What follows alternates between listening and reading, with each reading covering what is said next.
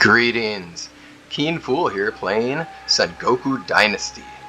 In this video, I'm going to talk about the latest update to the game, 0.2.1.0, with the farming, landscaping, and furniture update. I want to take you through the ideas of what changed in general, and what changed for farming, what it means for you as the character doing the farming, and what it means for your villagers doing the farming. Then the landscaping changes, and after that we'll look at the furniture and the new decoration ideas that we can put into our houses and how that impacts you. So, as we go through this video, I'll put up chapters so you can easily navigate between those different items and get to what you're looking to learn. Without further ado, let's head on in and see what dropped in this new update. Speaking of dropped, in our wells, when you drop in a well, you now get a water sound. It kind of sounds like there's some splashing around going on down there, but it does give some life and vibrance to a spot that didn't have anything going on before. So that's one of the latest improvements for our audio. The gates were also updated, but honestly I haven't seen a difference, and I hadn't built a gate before today anyway, before this update anyhow, so I'm not sure what the overall changes were to the gates, but they're saying that the textures were improved for them, and I believe it. There were UI updates. I know that I've noticed some improvements to interface and loading, and I really appreciate that. They also gave credit where credit was due to the quote in the loading screen for Honen. And now when you build your first axe, when you start a new game, it will automatically equip onto your slot number 1, which is handy and a nice little creature comfort. The iron shovel is now unlocked, which I know I was a big fan of since I've been building wooden shovels or just buying the iron shovel and just wondering why I couldn't build myself an iron shovel, and I'm glad that now I can. I haven't seen it yet, but tea is in the game and you can now brew tea. I haven't gotten fortunate enough to buy it or be able to farm it, but soon enough I'm hoping to do so. Nets are cheaper if you're going to buy them.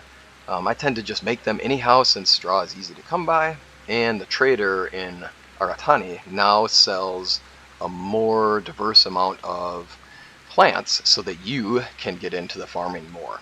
And I know that I took advantage of that, and I was lucky enough to pick up a couple things, including taro from him, so I'll look forward to showing that off. There's been a great change to the visual fade with the hammer as I go through here and I walk by some of these buildings. Oh, excuse me. You'll notice that there's not that blue highlight or that green highlight from a long distance. Now it shows up much later. You have to be a lot closer for that to show up if you happen to have your hammer out and there's an open doorway that could be edited. That's been nice. And the other big item is that if I want to place something in my village, I now can see the range of influence of my village bell. So I can tell exactly where my boundaries are when I'm placing things. That's been a nice update and a convenient thing for planning. The other major update that is awesome and I'm super excited about is there's a bell tower at the monastery, so now fast travel to the monastery is possible, and that is saving me lots of time on running to the monastery when I'm doing those dynasty level quests, which is super handy. Lastly, it was a texture improvement to the compost pile. Now you don't have levitating shovels, and as well, the composting workstation now produces fertilizer buckets instead of just fertilizer that you then have to go make buckets for. It's a nice convenient thing and simplifies one step of running back and forth or having to have stations near each other to make it simple. And with that, let's go into how farming works for you and your villagers here and now in the new update. I've set up some fields so you can see some of these differences. It's going to work differently for you as the player doing the work or the villagers doing the work. So looking at how it goes for you as the farmer, when you cultivate a field that is a water-based field, and first off, if you haven't built these before, and if this is new to you and you're saying, fields, okay, yep, let's build some of those. Here's a quick little run through on it. You right-click when you have a hammer equipped, and you're going to go into village structures, which is down on the lower right-hand corner. On the very top is farming, and then you can choose land fields, which require sticks, and water fields, which require clay and stone. When I build a land field, I'll left click on it and then I get to decide on the direction of it. This tells me which way it's going to aim for my grid. I'll left click on the ground and now I've started the process. Don't click quite yet because now you're making the size of it. You can make your grid to decide how much you want to fill this space out. If I want to do a 3x3, I can now click. Oops, I believe I had a 3x4, sorry. This was a 3x4. It is now a workable field for me or my villagers. Same story, we go into village structures and then up to farming, and let's do a water field. Same story here, except now it costs clay and stone, but it also is going to make that structure, that terraced looking structure. And it's worth noting that it's gonna decide on the height based upon the highest point and then stretch down and then keep it level coming down. So when I left click, I'm now making let's make a 3x4 for this as well. It's going to cost me 12 of each resource, and here we are. Now we have a water field, and you'll notice that it's based upon the height from the highest point, and then it stretches out in a straight line, and we get this kind of built-up area here. If it's what you're looking for, great. If you want to keep it more level on the ground, then be careful how you place it. You'll notice that here I tried to make that terracing effect, and it's all right. I don't mind it. I like it. I'm looking to make kind of a more picturesque area here. I want to work on that a little more. So that's the basics of putting down a field. Now let's look at how it works as you're going. You do need a hoe to cultivate in the first place. It'll look blank like this when it says it needs to cultivate, and then once you've cultivated, you can then plant. They changed some of the textures so that it looks more realistic, so they now all look exactly the same as they go, which is nice and it gets a good visual to it. Once you plant the seeds, which requires a seed bag, I have my seed bags here in my inventory. You can equip them into one of your hotbar spots and then you can plant. So for example, I would just head over here and plant if I had cultivated it already. So when I cultivate, then I can drop some seeds in, and then it will start growing as long as it's watered. And I did want to quick show this to say, when it rains, that counts as watering. I don't have to use the water bucket then to get my land field going. With this, you're going to get different stages of how fast things can grow for your character. The first thing you need to do is cultivate. Then you need to plant the seeds. The seeds won't grow until they're watered, so then you either have to have a water bucket to get them watered, or you can have it rain. And please note, there are different seasons that these things can grow in. When you click on a seed bag in your inventory, it'll tell you the seasons. Garlic in summer and autumn, parsley in spring and summer, sorry. Then, for your workers, you need to have those seed bags stored in your general storage so that they can access it. And we'll talk more about that in a little bit. So we cultivate first, we plant the seeds. They need to be watered. Once they're watered, they start growing, and you'll see that there's that single arrow to the right. It says it can be fertilized. If I then fertilize it, I get if I just fertilize it, I get one more arrow from it. If I then weed it, you'll notice that now I have 2 arrows, meaning that now it's growing at a faster rate. The more arrows, the faster we go. When you have fertilized it and you've weeded it, you can get up to 3 arrows for the maximum rate of growth. So for our land fields, we would have to cultivate, seed, water so it can start growing. We get our first arrow, fertilize it, that gets us our second arrow, and then once you weed it, once the weeds start showing up and you go and you click to weed it, you then get your 3rd arrow for maximum growth. In our water fields, it works similarly. First, we have to cultivate, and then you plant. Once you plant, you get your first arrow. Weeds will start growing at some point. They don't immediately start out, but once they show up, you weed them out, and then you get your 2nd arrow worth of growth rate. And then, if you fertilize it, these have already gone to where they need to be. So for me, I will show you that when we fertilize it, we will get that 3rd arrow. So you can always get up to 3 for your rate of growth for your plants. Now, the question comes up, if I'm planting these myself, why don't I just make my villagers do it? What's the advantage of me as a player doing this?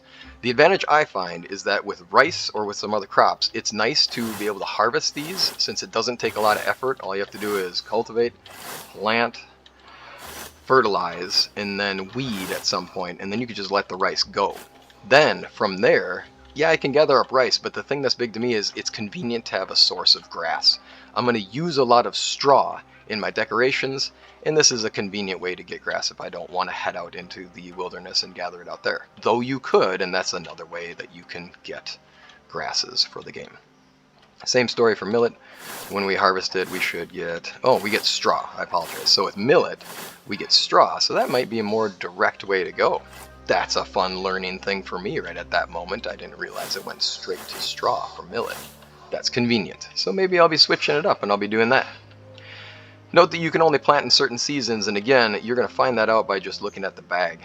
and knowing that it's spring, summer, autumn, it says here for rice, and those require a water field, and it'll say which fields it requires. Wasabi is a spring and summer only, again, requiring a water field.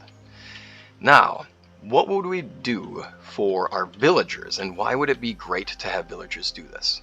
For me, once I get some of these special projects done and I have a large village full of people, I really don't want to have to be in charge of the farming. It takes a lot of time. I want to be building, I want to be focusing on that, or I want to be focused on exploring and deciding on the next place to build. It's really convenient to have the villagers take over the role of farming, and what they do when you assign them to a field is they take it through the stages of growth. You'll notice that it says already in use and it gives the name of the person who's working it. In these fields, these are already advanced along and they're growing. You would see one arrow for growth. They only ever get one arrow because all it's doing is showing the animations of them doing the work. So it goes through the stages, they weed it out, they cultivate it, they plant it, they fertilize it, and they weed it out and it grows. You're going to get the result from their work at the end of the season. It's not going to be harvested like you do, where you go over with a kama and you take it, or you walk over and you pick it up. They will harvest it at the end of the season.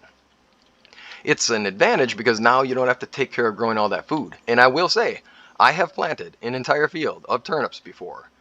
It was 3x8, and I harvested every single one of those turnips. And it took way too long, but I had to finish it. I just had to. It just had to. But it's not something I want to do again. I'm happy to have the villagers take care of that. Now, when you do this, there seems to be a general rule for how much is produced for the fields. I noticed that you get 15 per field. Let's go in and let's assign a person when we talk about this. For our water fields and our rice and our millet are kind of like grains that are going to be used in cooking. I noticed that you get 15 per spot worked for these people. So for example, if I look into this person's job, I have them working 16 of these spots. That's 15 rice for each of these. That's 15 times 16. So I'm going to get a lot of output from this. You will also get the mold that can be used for making sake, and that will come out, I got at 8 1/3, 8.33 per square that they output. And this was with a 125 advantage for these workers. I tried to keep it at 100% and make my workers just happy enough to stay at level, but I think from the previous season I had already had a bonus from it. So this is based upon that bonus. When you plant herbs, things like the taro root, the parsley, the garlics, I've seen 10 per spot. So we're deciding that we want to assign a worker to a field. Let's do this. So let's assign you to a workable field. How about a land field? My field size, it tells me how big it is, and then I get to decide what I plant there. Now you can see the icons, one for spring, which is the green leaf, one for summer, which is the sun, and one for autumn or fall, which is the orange leaf. That'll show you when they can be grown, so you have an idea about, oh, can I plant this now? And whether you'll get any output from it. If you try to plant on a season that doesn't work, it'll either say you cannot by saying 0, the person will produce 0. For example, if I can only plant soy in spring, I don't even have a bag, but it'll say 0 here and it won't even allow me to, even if I could find the bag to plant.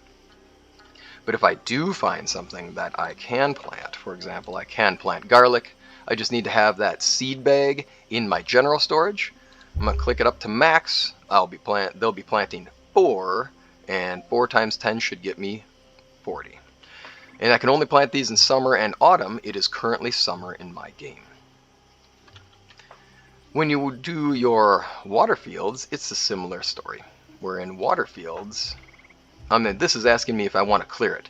This is my field that I was just showing you that I was working. If I assign a person that field, it deletes all the work I did and starts it fresh. If I want to have them grow rice, I just need to have a rice seed bag. I'll unclick that so we can max it out. It's a field size of 32, but this will only produce 25. So this person's happiness is limiting them to 25. I could also change it to taro, and we can see how much they can get away with here. Same story, 25. So the happiness for this particular person only allows them to produce 25 for this season. To get resources now, you have a choice. You can either have your people gathering herbs and certain resources from your forager's hut, or you can plant it in a field. So for some of these, you have an option on how it goes. For things like rice and millet, there's no option. They go into a field, and either a person works it or you do. And it's convenient to know that you get straw right away from millet. That's definitely a thing I'm going to be taking advantage of. With that, that closes out what we're looking at for farming. Let's head on over to looking at what the landscaping changes were. One of the changes was that now you can remove items that are growing and keep them out of the game. So by using a shovel, you can remove an item and it will not come back. Handy, handy, handy. With this one, I would just chop it down with an axe, it would be gone. It can be handy if you have an item in the way that you just don't want, but I've noticed that some of the features I do want to remove, I cannot get rid of certain things. I love the fact that there are these flowers here in this area, and I built here with that intention, but I want to have a way where I can remove some of the daffodils that are just sitting out here. I'd really like it if I could control where they're at, and I'm guessing in the future that's something that they'll be taking care of. When we think about the herbs, you can now plant them or you can plant certain items in the ground in areas. The herbs in the wild are now a little less vibrant, a little less bright, so they don't just kind of show up wildly out there. They're very bright and vibrant green. Now they're more subtle, so they kind of blend in better. They make it look a little more natural. With a hoe, you can now plant certain items. You can plant Allulia grass if I want in an area as a decoration. I could plant just some tall grasses in an area for a decoration. And to do this, all I'm doing is taking out my hoe, right-clicking, going up to plants. I could also put a gobo plant somewhere if I wanted. When you do this, you can harvest it still. You can harvest these resources. Once you do, it's back in your inventory. And it does not come back next season if you've harvested it. It is a decoration for all intents and purposes. For bushes, you can plant small pine bushes. These ones take time. You notice it says growing plant on it. If you do anything to it before it finishes, it's gone. But if you give it time to grow over seasons, it will expand and grow up to its size that it can be. And from what I found, it takes only 1 or 2 seasons for the small bushes to grow. For trees, it took 5 for one of the smaller pine trees, and I still haven't seen my beech tree, my largest size beech tree, finish growing. And I went through 6 season changes, and it got to a point where I kept just not taking care of my people, and I'm like, I'll set this up and I'll test it out in the future, and I'll let y'all know. So you can place these where you like. They'll grow up to their maximum size in time. You can also plant bamboo. I don't have any in my inventory now, but I will make note that if you plant them, it just takes time for it to grow. You can plant deciduous trees and coniferous trees, a smaller version of the red pine, for 8 sticks. And again, these only cost you sticks. And a larger version of the red pine, which costs you 10. I'm hoping in time that they'll allow us to grow other trees as well, so that we can maybe pick from some of the blossoming trees in the spring, which would be awesome. I'd love to be able to set one up in a spot in my village so I can have a really focus point as you walk in, and make that a beautiful space in my village, and then plant around it. I'm hoping that that's a part of the future. Maybe even some of the paper trees, just because it'd be nice to have a little diversity in the things that I can put around. We'll wait for that in time. You can also plant the chrysanthemum. There are 2 versions of it, which is just to say that there are 2 different styles of decoration for it. One that looks a little more clumpy on all sides, and one that's more focused together. Again, when you harvest these, they are gone. They will stay throughout the seasons until you harvest them or remove them. The one thing that's interesting, with mushrooms, we'll get to that real quick. Mushrooms, same story. When you plant them, they are there until you harvest them. They'll be in there. They'll show up for any season that they can be present for. But something to make note of when you're looking at these mushrooms, and again, I'm just right-clicking with my hoe, selecting the mushroom I want to plant, and then placing them. And do please note, all of these things are in my inventory. I have to have one of them in my inventory in order for me to be able to plant it on the ground. Note that once you harvest it, it's gone. It's back in your inventory again. You'll have to replant it if you want. I noticed with some of this, like the enoki mushroom, this one in the wild shows up on a small stump, and it's got the small mushroom caps coming off of it. When you plant it here, it's just the mushroom, so it doesn't look quite the same as you might find it in the wild. So you may want to plant them. It depends if it adds something to what you're doing, great. If not, it's what it is. Now, if you plant certain bushes, one of the items that you can plant is the lingonberry or the wineberry. When you plant the lingonberry bushes, they're small, and when you harvest them, they vanish. So same story with the flowers, same story with the mushrooms. It's a different story for the wineberry. If I plant a wineberry bush, I set it down, I harvest it, the bush stays. When you change seasons, the berries will come back. So when you plant wineberries, you can actually plant something that's renewable and reusable, and you can continually get wineberries from it as you go through seasonal changes, except for winter, of course. With that, you can remove items with a shovel. I haven't tested that too much since I haven't had a lot of things I want to remove, so I haven't been too concerned with it. And there you go, you see that effect with the green. It fades in when you're very close, but fades away when you're far, if you have the hammer out or the hoe. With that, let's go on to some of the new decorations and furniture. We'll start in here in the house that I've got the basic bamboo table and the basic seatings. With a hammer out, I go up to furniture, and I'll go up to the top where house furniture is, and then I can make choices for my tables and my seating arrangements. Those are the new items. For tables, you have the choice of the bamboo stalk stand that'll cost you 5 bamboo and 2 straw, and has no other options for how it looks. The rectangular table that'll take any plank, 5 of them, and there are 3 color choices. Square table that takes 3 planks, again 3 color choices, and the round table at 3 planks as well with 3 color choices. When you place them, you can rotate them and decide on which way you want them to go. I've noticed that if you plant them against the wall going this way, you'll see that the seating arrangements kind of make sense where they're at. When you place them on these grid spaces, you gotta mess around with the rotation on the seats to make it look a little more balanced out. This is a shorter distance than this is. If I take and press T with my hammer out, I can move it, and then press R to rotate it, and I can fix that kind of off-center issue, and then place it again and make it look right. When you press T and you move something, make note, if you want to put it back where it was, just move it somewhere, and then move it back again. And then you can kind of set things up how you want to. So if I want both these seats by the wall, I'll just get them there. If I want them to be a similar distance, there we go. I've rotated them so they make sense. If I place one of these seats and I'm going, that's not the style I actually wanted, I can go in and press E to edit it. And now if I have these resources on hand, it will change into the new type. And I'll showcase those different types in a different area. You're going to need a lot of straw for a lot of these seats. Each of those small seats takes 10 straw, and any of the changes to them have differing amounts. So here are some of the different tables. These are the rectangular tables. This is the lighter color that is a more, looks like a mapley or a light pine, and then they have a darker fade to this one, and then this is the kind of like pinkish, interesting colored one that during the daytime it's a little bright for me. I'm not the biggest fan of how bright this one is or how vibrantly this stands out. I kind of like the darker and the more either cedary or piney light, could even be mapley color looking there. The different seats, you'll notice that you have some that have cushions, some that have armrests, you have smaller cushions that you could use, and then you have the standard. And then you have some that are made with fur and straw inside that look more like an actual pillow. And these are rectangular tables. Some of the other options were the round tables, and with the round tables I decided to go with the Zaizu wide chairs. And with these you have a lot of options. Either the backing changes, or you change the cushion, or you change whether there's an armrest on them or not. And then the tables, again, same color options as you can see.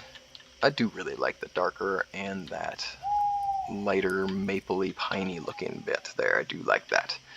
And lastly, for the square tables, and I chose in this case to use the narrow Zaizu chair. And again, same idea. There are the different types of tables here that cost you planks, and there are the 3 color sets. Again, this is just a little pink. I don't know. It's just interesting. You can change these when you set them down. For example, if I right click and I go into furniture, house furniture, seating arrangements, let's make one of these small Zaizu narrow chairs, and let's face it this way. I can place it. Oh, and I broke my hammer, but my new one's here. I can click E before I build this thing and change it over. Now I just need these resources to make it the way I want to. When you're placing a table, let's place the table, right click, and then go into furniture, house furniture, let's make a table, let's make a round table. When I place that round table, I can rotate it at first, not going to make a difference with the round one. Place it down, I can now change it to that different coloring style that I want. And they give you a preview so you can see which version you're going to see coming out of it. and they give a nice description to it, which is wonderful. And then it will cost you some planks to build. There it is, complete. If I want to move it, I just press T, and now I can set it somewhere else in my area.